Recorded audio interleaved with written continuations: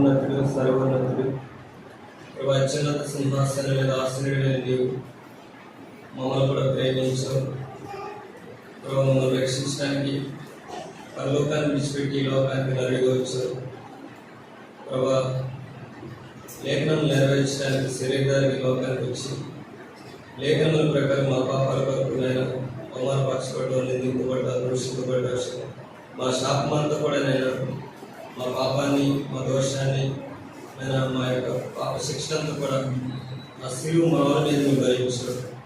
సిలువుపై మరణించావు, సమాధి చేయబడ్డావు. సమాధిలో నుంచి లేఖనముల ప్రకారం 3వ దినం లేకబడి పరలోకానికి వెళ్ళావు. ప్రభా తిరిగి రాలైనా మీరు ఆఖరి వరకు తండ్రి మమ్మల్ని ఆకర్షించి కృపణించి ప్రభు యేసుక్రీస్తు యొక్కకు మమ్మల్ని నడిపించావు. తండ్రి మిమ్మల్ని ఆత్మతో సత్యంతో ఆరాధించడానికి మమ్మల్ని మీ యొక్క కుమారుడు యేసుక్రీస్తు రక్తంతో కడిగి పవిత్రపరిచి నీ ప్రజలుగా, నీ సొత్తుగా, నీ కుమార్తెలుగా, నీ కుమారులుగా, నీ సంఘంగా, నీ శరీరంగా మమ్మల్ని చేసుకున్నాం. అందువరకే ప్రభావం నువ్వు ఎంతగానో క్రయం చెల్లించావు. ప్రభు మిమ్మల్ని ఆరాధించడానికి వేదనగా అనేక మంది నేను సమకూర్చారు. ఈ దినం ప్రభు ఆత్మతో సత్యంతో ఆరాధించడానికి సహాయం చేయండి. ఇప్పటి వరకు కూడా పాటలో సహాయం చేశారు, కృతజ్ఞతలు చెల్లిస్తున్నాం. ముందున్న దినాలు కూడా నీ మహిమ కొరకు మమ్మల్ని జ్ఞాపకం చేసుకోండి. నేను మాకు ఇచ్చిన ఈ సమయం బట్టి కృతజ్ఞతలు చెల్లిస్తున్నాను. ప్రభా సహోదరులు అయితే కలిగి మేము శిక్ష ఎంత మేలు హరహరమన్నా ప్రభా అక్కడ శాశ్వతమైన జీవాన్ని ఆశీర్వాదం ఉండాలని సెలవిచ్చారు. ఈ దినం ప్రభా నీ కుమారుడు యేసుక్రీస్తు నామములో మేము కూడి ఉన్నాం. ఈ యొక్క శాశ్వతమైన ప్రభా జీవాన్ని, ఆశీర్వాదాన్ని మీరు ఇక్కడ వచ్చిందని ప్రార్థన చేస్తాం. ప్రభా ఎలా ఇద్దరు ముగ్గురు నా నామం కూడి ఉంటారు, ప్రభు మధ్య ఉంటారో ప్రభా మీరు మా మధ్య ఉండండి, మాకు సహాయం చేయండి. బలహీన ప్రభా ఎన్నిక లేనివ్వండి, నిష్ప్రయోజకుడిని ప్రభా ఇటువంటి నన్ను కూడా మీ కొరకు జ్ఞాపకం చేసుకోండి. మధ్యస్థవాత 10వ అధ్యాయం నెరవేర్చండి. అలాగే ఇస్టేలు 2వ అధ్యాయం 1వ వచనం నెరవేర్చండి. ప్రభా కీర్తన గ్రంథం 79వ అధ్యాయం 9వ వచనం నెరవేర్చండి. కీర్తన 67 మొదటి 2 వచనాలు నెరవేర్చని ప్రార్థన చేస్తాం. ఈ సహవాసం మీ నామానికి మహిమకరంగా, మీ నామానికి ఘనత తెచ్చే విధంగా ఉండేటట్టు సహాయం చేయండి. అదే గ్రంథం 2వ అధ్యాయం 9వ వచనం నెరవేర్చండి. ప్రభా మీరే మా మధ్య మాకు సహాయం చేయండి. బలహీనమైన బలపరచమని ప్రభా మీ సత్యం నిమిత్తమే సంఘ క్షేమాభివృద్ధి కొరకు జ్ఞాపకం చేసుకుని మీ గ్రూపును అనుగ్రహించుకుని ఇప్పుడు విషయం వారిని జ్ఞాపకం చేసుకోండి. ఎవరైతే రానైనారో వారు కూడా క్షేమంగా నడిపించింది. ప్రభా సకల ధరని ప్రభా పరిశుద్ధి వాసం ఎక్కడైతే మిమ్మల్ని ఆత్మతో సత్యంతో ఆరాధిస్తున్నారు వారందరితో పాటు పరిశుద్ధుల యొక్క ప్రార్థనకు జ్ఞాపకం చేసుకుని యేసు ప్రభా శ్రేష్ఠమైన నామములో ప్రార్థించి సహాయం కొరకలుస్తున్నాము తండ్రి. ఆమేన్.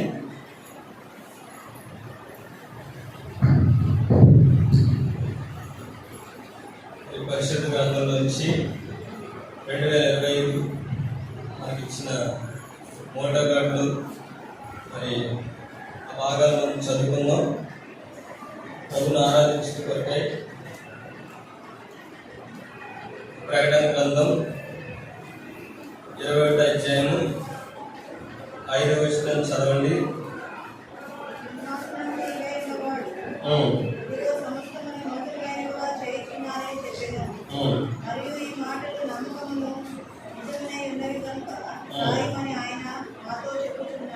చాలు మళ్ళా చదవకదే బాగానే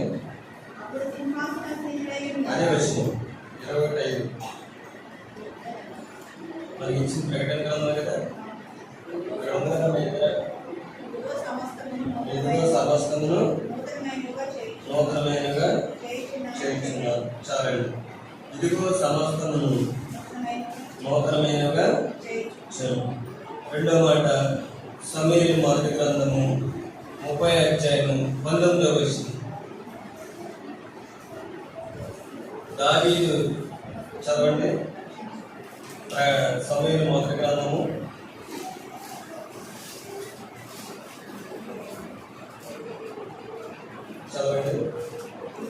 30వ అధ్యాయం 19వ వచనం.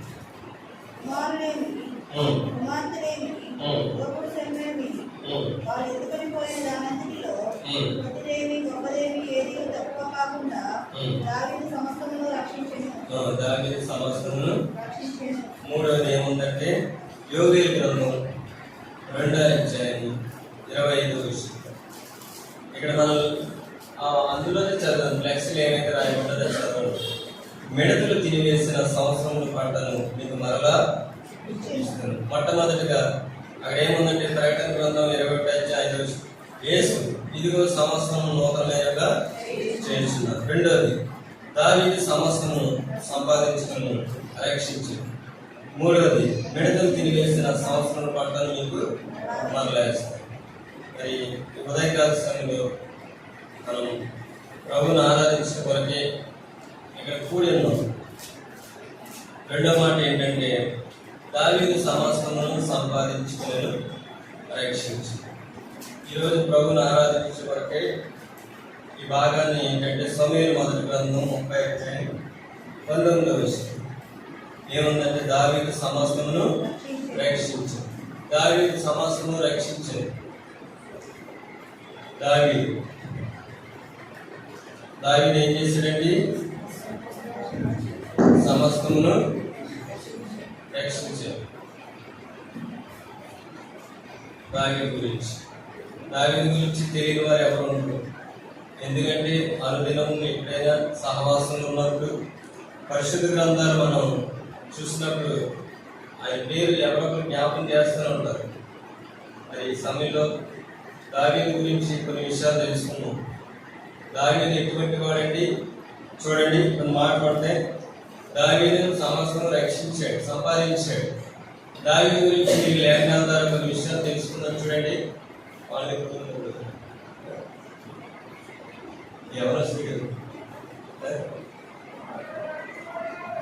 కీర్తన గ్రంథం 26:1 దావీదు ఎటువంటి వాడు? చదవండి. యెహోవా దావీదు ఏమంటున్నాడండి? దావీదు యథార్థవంతుడు. అందుకే సమరయ స్త్రీతో కూడా యేసుప్రభువు వారు మాట చెప్తారు. ఏమి చెప్తారు చెప్పండి? ప్రభుని ఆరాధించేవారు ఆత్మతో సత్యంతో ఆరాధించేవారు ఎలా ఆరాధించాలంట? ఎలా ఆరాధించాలంట? అక్కడ యథార్థత రాయబడుతుంది.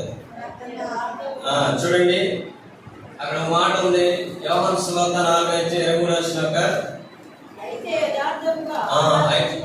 అయితే యథార్థంగా ఆరాధించేవారు ఆత్మతోనూ సత్యంతోనూ ఆరాధించారు. దావీదు జీవితంలో దావీదు ఎటువంటి వాడంటే దావీదు యథార్థవంతుడు. అంటే ఏ లోపం లేనివాడు అనమాట, ఏ దోషం లేనివాడు.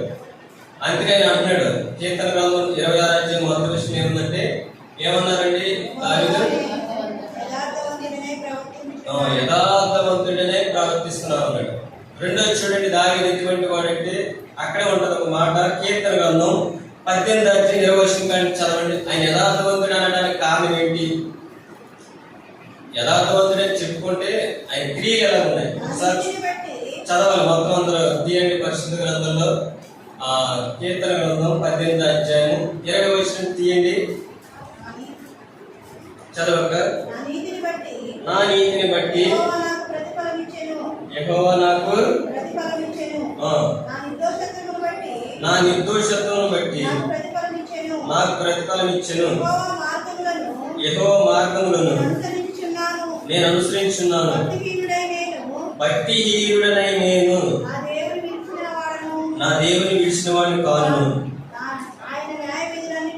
ఆయన న్యాయ విధులన్నింటినీ నేను లక్ష్య పెట్టుచున్నాను. ఆయన కట్టడలను త్రోసివేసిన వాడిని కాను. దోషక్రియలు నేను చేయనొల్లకుంటిని. ఆయన దృష్టికి నేను యథార్థవంతుడినే. చూసారండి, యథార్థవంతుడని చెప్పుకోవాలంటే అక్కడ కొన్ని విషయాలు దావీదు చెప్పాడు. 26 ఏమన్నాడు? నేను యథార్థవంతుడే ప్రవర్తిస్తున్నాను అన్నాడు. ఆయన ప్రవర్తన యథార్థం ఉంది. అదే 18 ఆయన ఏమంటాడంటే 20 కానీ మనం చదివితే ఆయన ఏమన్నాడంటే నా నీతిని బట్టి యెహోవా నాకు ప్రతిఫలం ఇచ్చును. ఇక్కడ ఒక మాట ఉంది, నా నిర్దోషత్వం బట్టి. అంటే దావీదు ఎటువంటి వాడండి? నీతి కలిగిన వాడు. నా నీతి కారణభూతుడు దేవా అంటాడు ఒక చోట. అది ఆ మాట ఉంటుంది చూడండి కీర్తన గ్రంథంలోనే.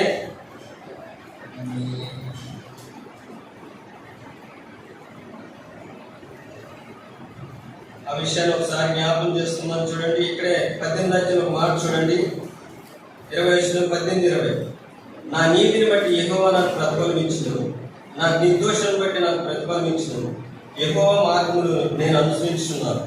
దావీదు ఏం చేస్తున్నాడండి? నేను చదివిన 18:21 ఏమన్నాడండి దావీదు? యెహోవా మార్గములు నేను అనుసరించున్నాను. ఇంకో మాట అన్నాడు ఆయన, చదవండి. భక్తిహీనుడనై నేను నా దేవుని విడిచిపోయిన వాడిని కాదు, ఆయన న్యాయ విధులన్నిటి నేను లక్ష్య పెట్టుచున్నాను, ఆయన కట్టడలు నేను త్రోసివేసిన వాడిని కాదు, దోషక్రియలు నేను చేయగలనంటుని, ఆయన దృష్టికి నేను యథార్థం. చూసారండి, ఒక వ్యక్తి యథార్థవంతుడంటే ఇటువంటి లక్షణాలు ఉండాలి. ఆయన దేవుని విడిచిపెట్టేవాడు కాదు, న్యాయ విధులన్నిటి ఏం చేస్తాడైనా లక్ష్య పెడతాడంట. దేవుడి యొక్క కట్టలు త్రోసివేసిన వాడు కాదు, దోషక్రియలు చేసిన వాడు కాదు. అందుకే ఆయన దృష్టికి ఎలా ఉన్నాడండి? యథార్థవంతుడిగా ఉన్నాడు. దావీదు యథార్థవంతుడు. అందుకే ఈ ఉదయకాల సంఘంలో ఆయన సమస్తము రక్షించుకున్నాడు, సంపాదించుకున్నాడు. దావీదు ఎటువంటి వాడు? చూడండి ఒక మాట, సమూయేలు మొదటి గ్రంథము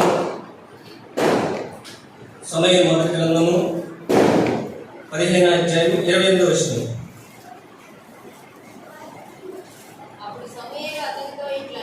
అప్పుడు సమూయేలు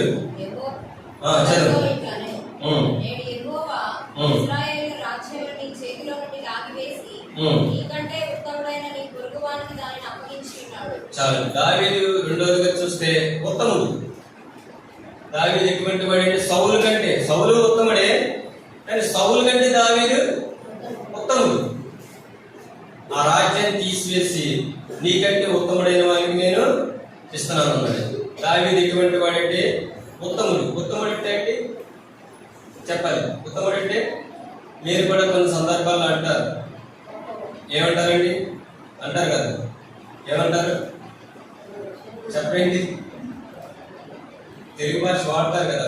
ఉత్తముడు అంటే మా అల్లుడి కంటే మా కుమార్తె ఉత్తమైంది, మా కుమార్తె కంటే మా అల్లుడు ఉత్తమం అంటే మంచివాడు. అంటే సౌలు కంటే మంచివాడు ఎవరంటే దావీదు యథార్థవంతుడు. రెండోదిగా చూస్తే ఆయన ఉత్తముడు. మూడోది చూడండి, దావీదు గురించి ఒక మాట ఉంది, 24 సమూయేలు 24 మొదటి వచనం కానీ చదవండి.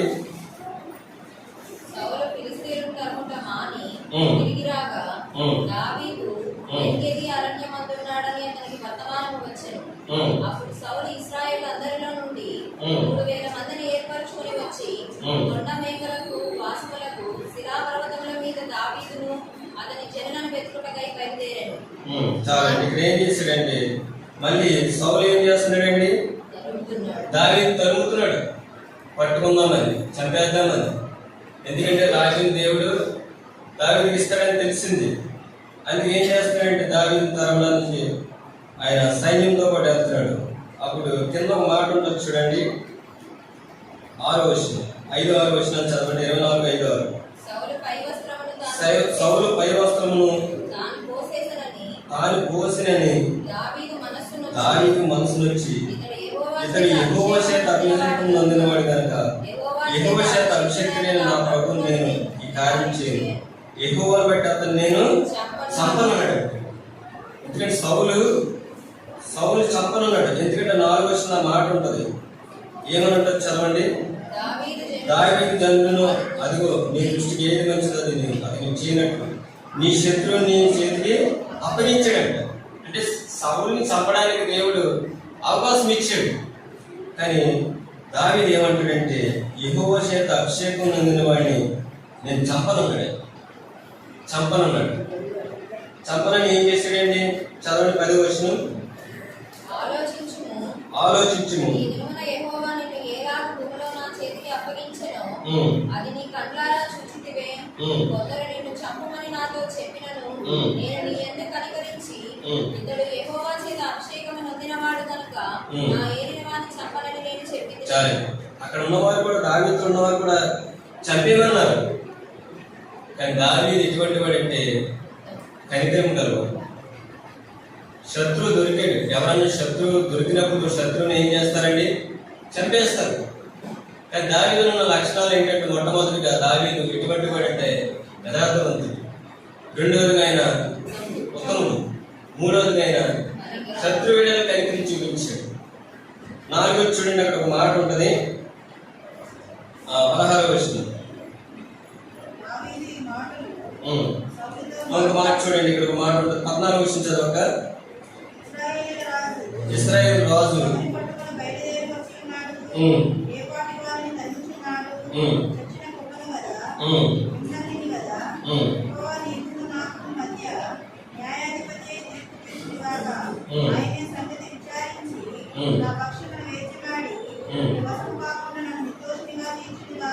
చాలు. దావీదులో 4వ లక్షణం ఏంటంటే తగ్గించుకున్నాడు. ఏమని చెప్పుకున్నాడండి? శత్రువు పిరిగివాడు. ఆ ఫిలిష్తీయులు గొలియాతు మీదకు వచ్చినప్పుడు సౌలు భయపడ్డాడు, చంపలేకపోయాడు. సైన్యం భయపడ్డది, సౌలు భయపడ్డాడు. కానీ దావీదు ఏం చేశాడంటే ప్రభు నామం బట్టి ముందుకెళ్ళాడు, శత్రువుని అక్కడ జయించాడు, ఇశ్రాయేలుకి రాజ్యం విజయం ఇచ్చాడు. అంత విజయం ఇచ్చినప్పటికీ కూడా దావీదులో ఉన్న లక్షణం ఏంటంటే అక్కడ ఏమని చెప్పుకుంటాడండి? చచ్చిన కుక్కలు కదా అన్నాడు. అంటే కుక్కతో పోల్చుకున్నాడు. ఆయన కుక్క ఎలా అవుతాడు? ఆయన కుక్క కాదు. కానీ ఒక రాజు దగ్గర, ఆ అభిషేకింపబడిన రాజు దగ్గర తను ఏం చేసుకుంటున్నాడంటే తగ్గించుకున్నాడు. ఇంకో మాట ఉంటుంది చూడండి, అక్కడే 16వ వచనం చదవండి.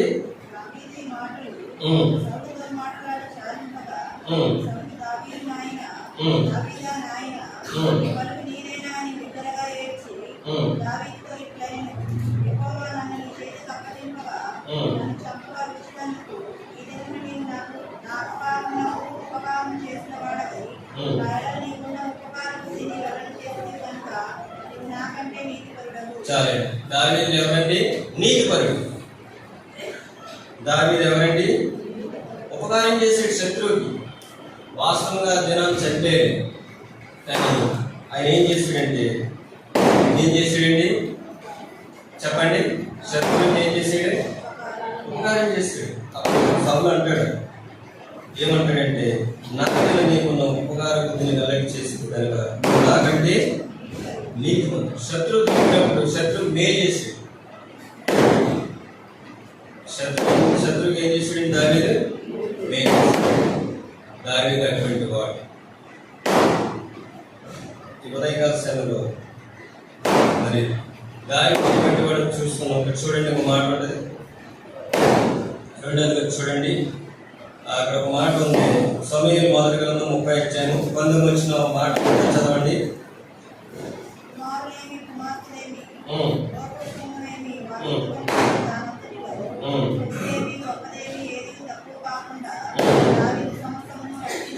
చాలు. దావీదు సమస్తమును రక్షించాడు. ఏం రక్షించాడు ఆయన? ఆ ఉత్తముడు, ఆ యథార్థవంతుడు, నీతిపరుడు, తగ్గించుకునేవాడు. ఏం రక్షించాడు? దావీదు దగ్గర ఎవరన్నా చూడండి, కొన్ని లేఖనాలు ఉన్నాయి అక్కడ. సమూయేలు మొదటి గ్రంథం 22వ అధ్యాయము మొదటి వచనం కానీ చదవండి. సమూయేలు మొదటి గ్రంథం 22వ అధ్యాయం మొదటి వచనం. దావీదు అక్కడ నుండి బయలుదేరి ఊరిలోనికి తప్పించుకొని పోగా అతని సహోదరులను అతని తండ్రి ఇంటి వారందరూ ఈ సంగతి విని అతని యొద్దకు వచ్చిరి. మరియు ఇబ్బంది గల వారందరూ ఎవరు ఇచ్చారండి? దావీదు దగ్గర ఎవరున్నారు? ఇబ్బంది గల వారందరూ దావీదు దగ్గరికి ఎవరు వచ్చారు? దావీదు కాదు అధిపతిగా ఉన్నాడు. ఎవరు? చదవము మళ్ళీ. దావీదు ఇబ్బంది గలవారంట. రెండోది చదువు. ఎవరండి? అప్పులు చేసేవాళ్ళు. ఇబ్బంది గలవారు, సమాధానం లేనివారు. చదవక చాలు. దావీదు దగ్గరికి వచ్చిన లేళ్ళు ఇబ్బంది గలవారు, అసమాధానం గలవారు, అప్పులు చేసేవాడు. వీళ్ళందరూ ఎంతమంది అండి? 400 మందికి అధిపతి అయ్యాడు. ఎవరు? దావీదు. 400 మందికి అధిపతులు ఎవరంటే ఇబ్బంది పడేవాడు, ఇబ్బందుల్లో ఉన్నవాడు. రెండోదిగా అప్పులు చేసేవాడు. దయచేసి మీకు కూడా మనవి, అప్పులు చేయకండి. అప్పు చేసేవాడు అప్పు ఇచ్చిన వారికి ఏమవుతాడండి? దోసుడు అవుతాడు, వేధిస్తూ ఉంటాడు, బాధ పెడుతూ ఉంటాడు. ఇంక మనం భయం వేస్తుంది, ఎప్పుడు వస్తాడు అడుగుతాడు. ఒకసారి రోడ్డు మీద అడుగుతాడు. ఎందుకంటే నేను కూడా అనుభవంలోంచి వచ్చాను.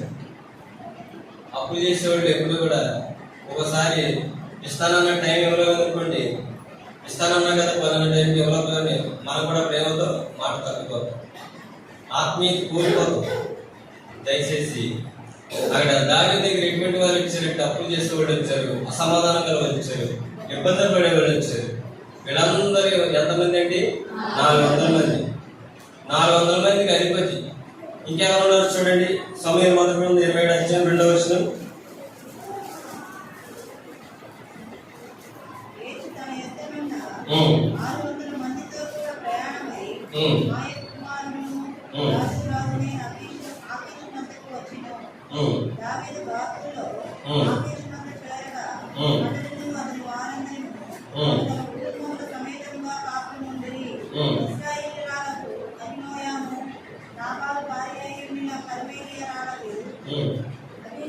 ఎంత చదువుతున్నావు? 27 వచనం చదవండి. సమయం మొదటి గ్రంథం 27 అధ్యాయము మొదటి వచనం. తర్వాత దావీదు, నేను ఇక్కడ నిలిచినట్టు మంచిది కాదు, ఏదో ఒక దినం నేను సంవత్సర నాశనం అవుతుంది, నేను ఫిలిష్తీన్ దేశంలో తప్పించుకుని. అప్పుడు సౌలు, ఇశ్రాయేలు సరిహద్దులో నన్ను వెతుకడం మానుకొను కనుక నేను అతని చేతిలో నన్ను తప్పించుకుందని అనుకుని లేచి తన యొద్దనున్న 600 మందితో కూడా ప్రయాణమై మయోకు కుమారుడు రాజుకు రాజునైన ఆకీషు వద్దకు వచ్చింది. ఇంకెంతమంది కలిశారండి? అక్కడేమో 400 మంది ఉన్నారు, ఇక్కడ 200 మంది కలిశారు. వీళ్ళందరికీ దావీదు ఎటువంటి వాడంటే అధిపతిగా ఉన్నాడు. ఆ 200 మంది ఎవరో చూడండి. సమయం మొదటి గ్రంథం ఇక్కడ మాట ఉంటుంది. సమయం మొదటి గ్రంథం 30 అధ్యాయము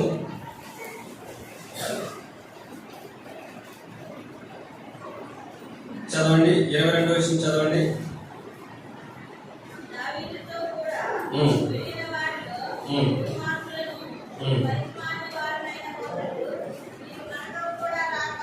చాలు. దావీదు ఇంకెవరు ఉన్నారండి?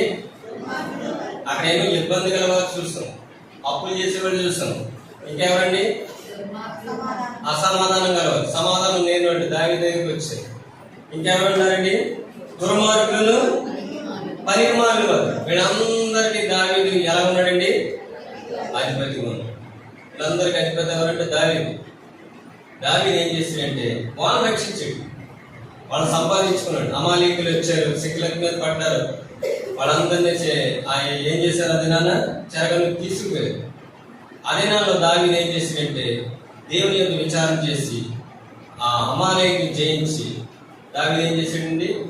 సమస్తమును రక్షణ. సమస్తం అంటే ఎవరున్నారు? ఎవరంటే అప్పులు చేసేవాళ్ళు, ఇబ్బందులు ఉన్నవాళ్ళు, అసమాధానం కలిగేవాళ్ళు, పనికి మానవాళ్ళు. ఇంకెవరండి? దుర్మార్గులు. వీళ్ళు దావీదుతో ఉన్నారు. వీళ్ళని దావీదు ఏం చేశాడంటే రక్షించాడు. మరి ప్రభు మనల్ని ఎవరు రక్షించాడు? సరే, ప్రభు దగ్గరికి ఎవరు వచ్చారు? దావీదు దగ్గరికి అటువంటి వారు వచ్చారు. దావీదు ఉత్తముడు, యథార్థవంతుడు, నిర్దోషి, తగ్గించుకునేవాడు, కనికరం గలవాడు. వీళ్ళందరికీ అధిపతిగా దావీదు అన్నాడు. మరి యేసు ప్రభు వారి దగ్గరికి ఎవరు వచ్చారు చూడండి. కొన్ని మాట్లాడితే లూకాసు సువార్త 7వ అధ్యాయం 21, 22, 34 వచనం చదవండి. లూకాసు సువార్త 7వ అధ్యాయం 21 వచనం. ఆ గడియలోనే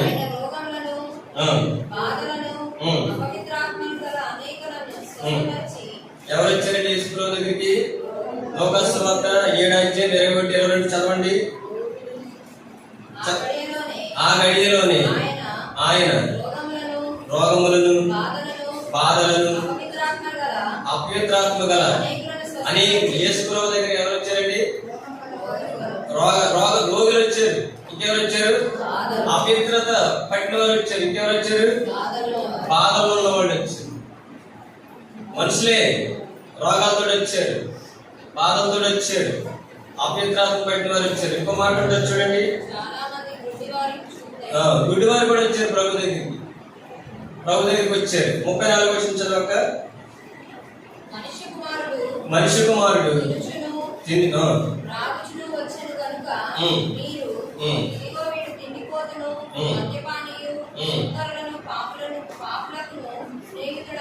యేసు ప్రభు వారికి స్నేహితులు ఎవరండి?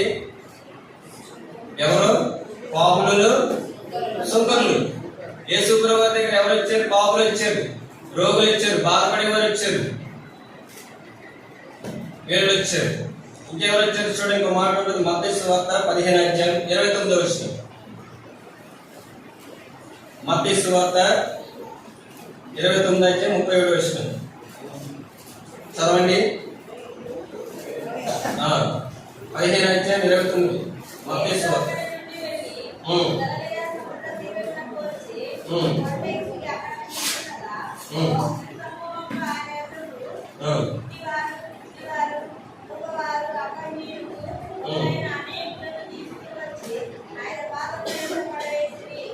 యేసు ప్రభు దగ్గర ఎవరు వచ్చారండి? యేసు అక్కడి నుండి వెళ్ళి గలిలయ సముద్ర తీరానికి వచ్చి కొండ ఎక్కి అక్కడ కూర్చుండగా బహుజన సమూహం ఆయన వద్దకు కుంటివారు, మోగవారు, అంగహీనులు మొదలైన అనేకులు తీసుకొచ్చి ఆయన పాదముల యొద్ద పడవేస్తారు. 31 వచనం. మోగవారు మాట్లాడేటయు, అంగహీనులు బాగుపడేటయు, కుంటివారు నడుచుటను, గుడ్డివారు చూచుటను జనసమూహం చూసి ఆశ్చర్యపడి ఇశ్రాయేలు దేవుణ్ణి. యేసు ప్రభు దగ్గరికి ఎవరు వచ్చారండి? గుడ్డివారు వచ్చారు, మోగవారు వచ్చారు, అంగహీనులు వచ్చారు, ఇంకెవరు వచ్చారు? గుడ్డివారు వచ్చారు. అటువంటి వారు వచ్చారు.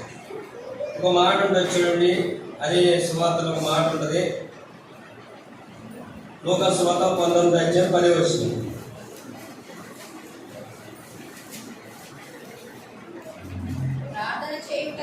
ఇద్దరు మనుషులు దేవాలయమునకు వెళ్ళిరి. వారిలో ఒకడు పరిసయ్యుడు, పరిసయ్యుడు నిలవబడి లోకా సువార్త 19:10 నశించిన దానిని ఒక పాపి వచ్చాడు. ఎవరైనా పాపి? చెక్కయ్య. యేసు ప్రభు దగ్గరకు ఎవరు వచ్చారు చెప్పండి? రోగాలతో వచ్చారు, కుంటివారు వచ్చారు, గుడ్డివారు వచ్చారు. ఎవరు వచ్చారండి? ఇంకానే సుంకరులు వచ్చారు, పాపులు వచ్చారు. చెక్క ఎవరండి? ధనవంతుడే, పాపి ప్రభు దగ్గరికి వచ్చాడు. ప్రభు ఎటువంటి వాడండి చెప్పండి? మన ప్రభు ఎటువంటి వాడు చెప్పండి? ప్రభు గురించి రాయబడిన మాటలు ఏంటంటే సమయం లేక చెప్తున్నాను. ప్రభు నీతిమంతుడు, ప్రభు పరిశుద్ధుడు. ప్రభు ఎవరండి చెప్పండి? ప్రభు ఎవరు? నీతిమంతుడు, పరిశుద్ధుడు, ఆయన రక్షకుడు. ఇంకెవరైనా చెప్పాలి? ఆయన ఎవరు? సర్వాధికారం గల దేవుడు. దేవుని దగ్గరికి ఎవరు వచ్చారండి? రోగులు వచ్చారు, కుంటివారు వచ్చారు, గుడ్డివారు వచ్చారు, పాపులు వచ్చారు. ఇటువంటి వారిని కూడా ప్రభు ఏం చేశాడండి? బాగు చేసి. అందుకే రోమీయులకు రాసిన పత్రిక ఒక మాట ఉంటుంది చూడండి, 5:10 వచనం. 5:10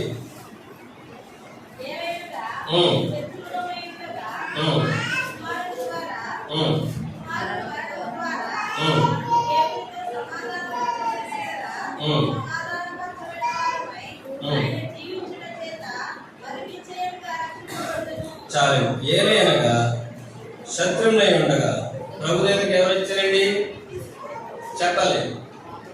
పాపులు వచ్చారు, అపవిత్రాత్మ పెట్టినోడు వచ్చారు, దెయ్యాలు పెట్టినోడు వచ్చారు, గుడ్డివారు వచ్చారు, ఇంకెవరు వచ్చారు?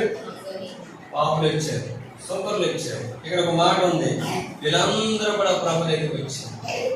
ప్రభు ఏం చేశాడండి చెప్పండి? అక్కడ మాట చేద్దాం కదా, రోమీయులకు రాసిన పత్రిక 5:10 ఏముంది?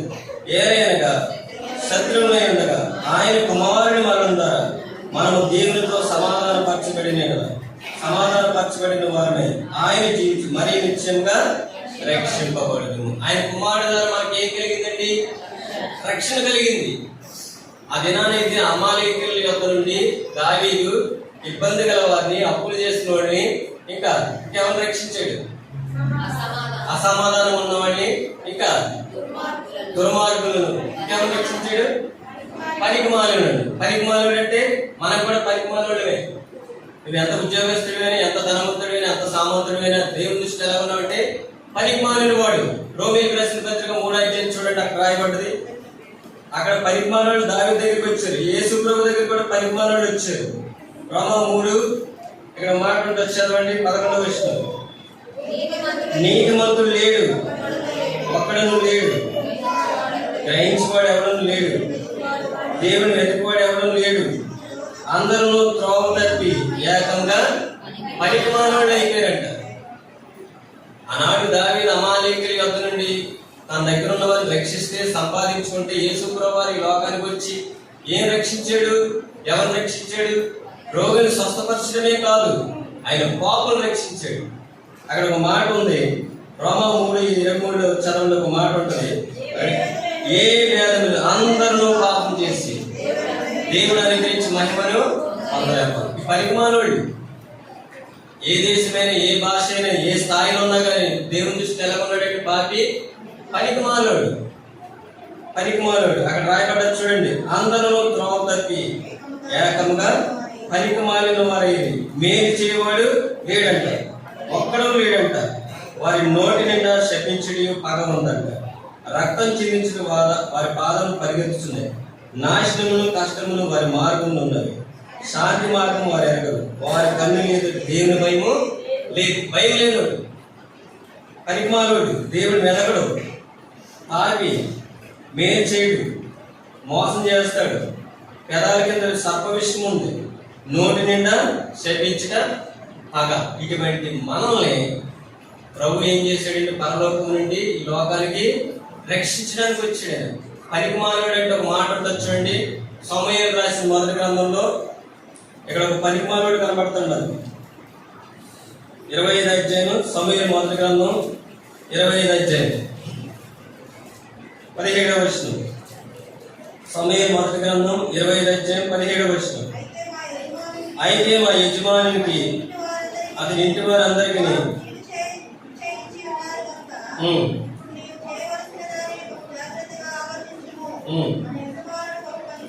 మన యజమానుడు బహు పనికిమాలినోడు అంటండి. ఆగండి ఒకసారి, ఎవరా పనికిమాలినోడు అంటే భర్త. కొంతమంది భర్తలు ఎలా ఉంటారంటే భార్య దృష్టికి పనికిమాలినోడు కనబడతారు. అక్కడ రాయబడ్డది, భర్త ఎలా ఉన్నాడంటే తన దృష్టికి పనికిమాలినోడు కనబడ్డాడంట. ఆ పనికిమాలినోడు గురించి రాయబడ్డది. అబీగయలేమో సుబుద్ధి గల భార్య. ఈ పనికిమాలినోడు ఎందుకన్నారంటే, ఆ పనికిమాలినోడు ఏముందంటే దావీదు అక్కడ కాపు కాశారు. దావీదు చేసిన దానికి మేలు చేయలేదు, కృతజ్ఞత లేదు. ఏం చేశాడండి? అక్కడ ఒక మాట ఉంటుంది చూడండి, 11వ విషయం 10-11 25వ అధ్యాయం 10-11. నాబాలు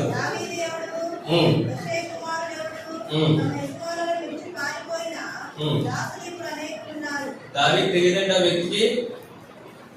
ఆనాడు గొలియాతు ఫిలిష్తీయులు ఇశ్రాయేలు మీదకి యుద్ధానికి వస్తే దావీదు ఎవరో తెలియదా? చేసిన మేలు ప్రతిగా ఏం చేస్తున్నాడు? ఇక్కడ ఒక మాట చదవండి, 11వ విషయం.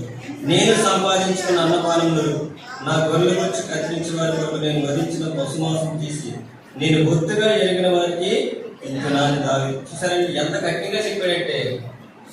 ఆ పనికిమాలినోడు ఎలా ఉన్నాడంటే కఠినంగా సమాధానం చెప్తున్నాడు. ఇంకేం చెప్తున్నాడు? నాది అంటాడు. అంటే నాది. ఆ నాది అన్నది ఆ రోజు చదవండి, 7వ వచనం ఉంటుంది అక్కడ. 7వ వచనం. నీ అద్దరు గొర్రెలు వచ్చి కత్తిరించు వారన్న సంగతి నాకు వినబడింది. నీ గొర్రెల పాపలు మా దగ్గర ఉండగా మేము వారికి ఏ కీడు చేసి ఉండదు. వారి కరిమేలు ఉన్నంతకాలం వారు ఏది అంటే దావీదు ఉండడం వల్ల వాళ్ళకి క్షేమం కలిగింది, భద్రత కలిగింది, ఏది పోగొట్టుకోలే. అంటే దావీదు రక్షించాడు. అటువంటి దావీదుకి ఎలా సమాధానం చెప్తున్నాడంటే కఠినంగా సమాధానం చెప్తున్నాడు. కృతజ్ఞత లేదు, నాదే అంటున్నాడు. అక్కడ ఏం చేశాడంటే అమర్యాదగా తిరిగి పంపించాడు. ఆతిథ్యం ఇవ్వాల. అందుకే ఆ పనివారు ఏమంటారంటే మన యజమానుడు బహు పనికిమాలినోడు. అది మనం కూడా పనికిమాలినోడుమే. నాబాలే కాదు, దేవుని దృష్టికి మనం కూడా రోమా 3 ఏముందండి? మనందరూ పనికిమాలినోడుమే. ఈ పనికిమాలినోడు గురించి పరలోక తండ్రి లోకానికి నరుడికి వచ్చాడు. ఈ పనికిమాలినోడు గురించి ఉమ్మేయించుకున్నాడు. ఈ పనికిమానుడి గురించి అబద్ధం గుర్తించుకున్నాడు. ఈ పనికిమానుడి గురించి, ఈ బాధ గురించి దేవునితో సమాధానపరచడానికి ముళ్ళ కిరీటం ధరించాడు. సొగసు లేకుండా, స్వరూపం లేకుండా మ్రాని మీద సిలువపై మరణించాడు. ఎవరన్నా ఏం చేస్తారని మంచి వారి కొరకు ప్రాణం పెడతారు. కానీ ప్రభు ఏం చేశాడు? మన చెడ్డవారు, శత్రువులు, పాపులు, పనికిమానులు, పావు తప్పిపోయిన వాళ్ళు, దేవుని భయం లేని వాళ్ళు, అటువంటి మన కొరకు ప్రభు ఏం చేశాడంటే ప్రాణం ఎక్కడి నుంచి రక్షించాడు? ఆనాడు దావీదైతే అమాలేకుల యొద్ద నుంచి రక్షించాడు. నిన్ను నన్ను ఎక్కడి నుంచి రక్షించాడండి? చెప్పండి, ఎక్కడి నుంచి చేశాడు? మనం పాపం చేస్తాం, పాపం వల్ల వచ్చే జీతం మరణం. మరణం నుండి రక్షించాడు. పాపం చే ప్రతి వాడి పాపానికి దాసుడు. అంటే పాపం నిన్ను ఏం చేస్తుంది? ఏలుబడి చేస్తుంది. పాపం చే ప్రతి వాడు పాపానికి దాసుడు. రెండవదిగా నరకానికి పాత్రుడు. మూడవది ఎక్కడ మన ఎవరి సంబంధం అంటే యోహాను రాసిన మొదటి పత్రిక చూడండి, ఒక మాట ఉన్నది. యోహాను రాసిన మొదటి పత్రిక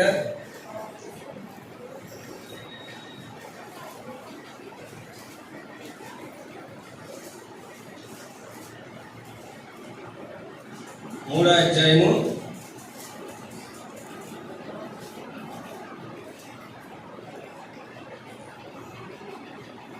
7వ వచనం. 8వ వచనం చదవక, అపవాది మొదటి నుండి పాపం చేస్తున్నాడు కనుక పాపం చేయవాడు అపవాది. మనందరం అపవాది సంబంధులు. మనం పాపానికి దాసులు. పాపం మనల్ని ఏమవుతుంది? పాపం చేసేవాడు అపవాది సంబంధి, నిత్య నరకానికి పాత్రుడు. అటువంటి మనం రక్షించడానికి ప్రభువైన యేసుక్రీస్తు వారు ఈ లోకానికి వచ్చారు. మనం ఎటువంటి వారండి? చెప్పండి. మనలో ఏ ఉంటుంది? మనం అర్హులం కాదు, అనర్హులం. పాపం చేసిన వారు, పాపానికి దోషం. పాపం మనల్ని ఏలుబడి చేస్తుంది. పాపం చేసిన వాడు ఎక్కడికి వెళ్తాడని యోగ గ్రంథం చూడండి, ఒక మాట ఉంటుంది. యోగ గ్రంథము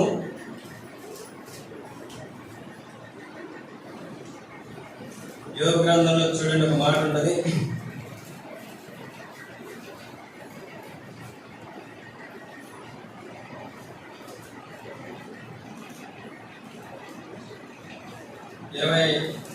అధ్యాయము 19వ వచనం, 3వ భాగంలో ఉంటుందన్నమాట.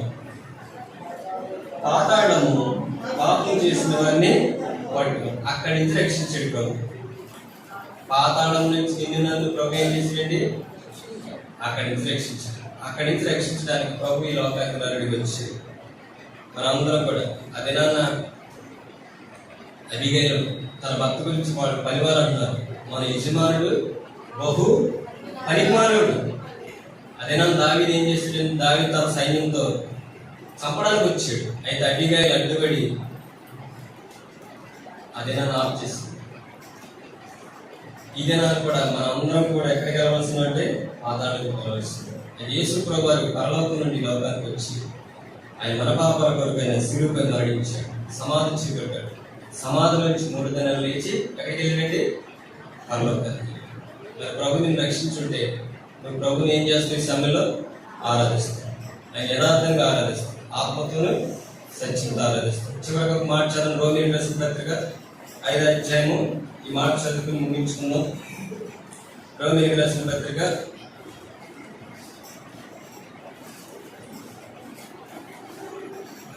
5వ అధ్యాయము 10వ వచనం.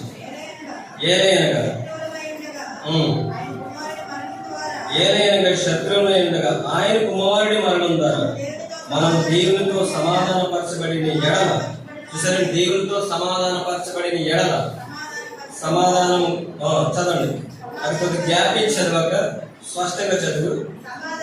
మనము చదవండి.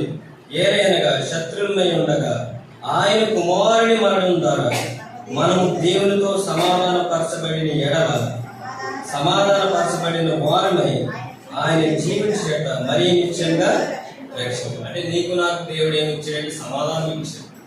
ఒకప్పుడు సమాధానం లేదు. పాపం చేస్తున్న వ్యక్తికి సమాధానం ఉండదు. కానీ యేసు ప్రభువు వారు మనకి ఏమి ఇచ్చాడండి? సమాధానం ఇచ్చాడు, రక్షించాడు. ఈ ఉదయకాల సమయంలో నీవెవరో నేనెవరో మనం తెలుసుకున్నాం. యేసు ప్రభు దగ్గరికి రోగులు వచ్చారు, అపవిత్రాత్మ పెట్టిన వారు వచ్చారు, గుడ్డివారు వచ్చారు. వీళ్ళందరినీ స్వస్థపరిచాడు. కానీ పాపి వరకు యేసు ప్రభు ఏం చేశాడండి? పాపి అంటే ఎవరండి? పరిమాణుడు. పాపి అంటే ఎవరు? దేవుని ఎత్తనవాడు. పాపి అంటే ఎవరు? నాలికంది ఏముంది? సర్ప విషయం ఉందండి. ఇంకేముందండి? బయలుదేరు, దేవుని ఎదగనాడు.